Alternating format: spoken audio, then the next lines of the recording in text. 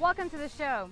Winemaking in this region dates back thousands of years, but modern day production really didn't start until the 20th century. But as the wines from here have gained international recognition, local producers are making a concerted effort to get their bottles on shelves abroad.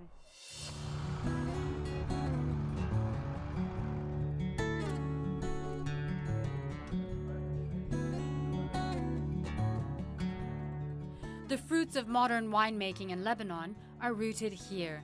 This is a Kasara vineyard in the Bekaa Valley, founded by Jesuit priests in 1857. The Jesuits at Kasara went over to Algeria. They wanted some vines that they were used to working with in France, brought it over here and planted it. It's now grown into one of the country's top wineries. Of the 8 million bottles of wine Lebanon produces each year, 3 million are from Kasara. In those barrels you have the red wines.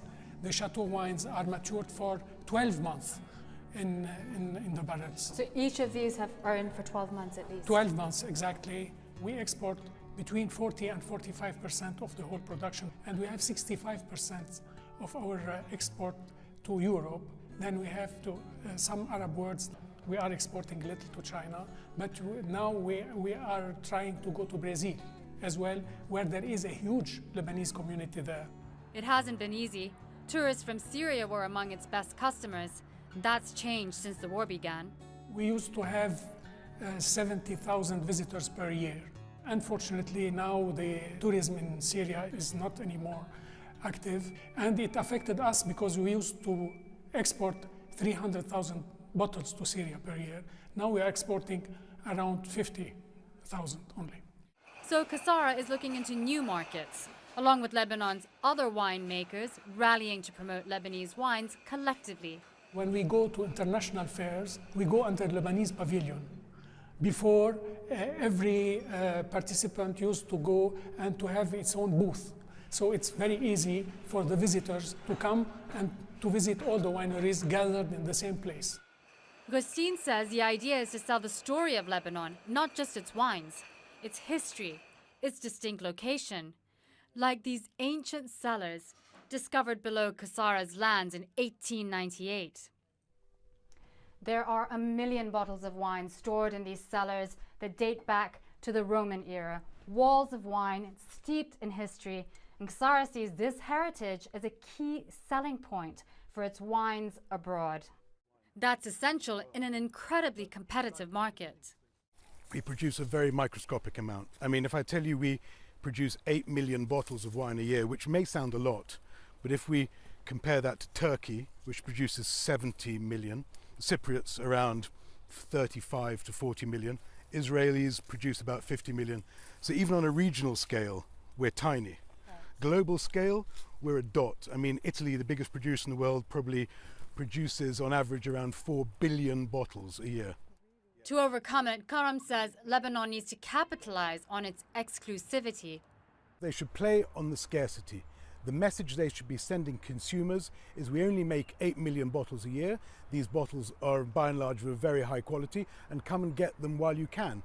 And I think if they can do that, there's no reason why Lebanese wine cannot be the sexiest wine on the planet.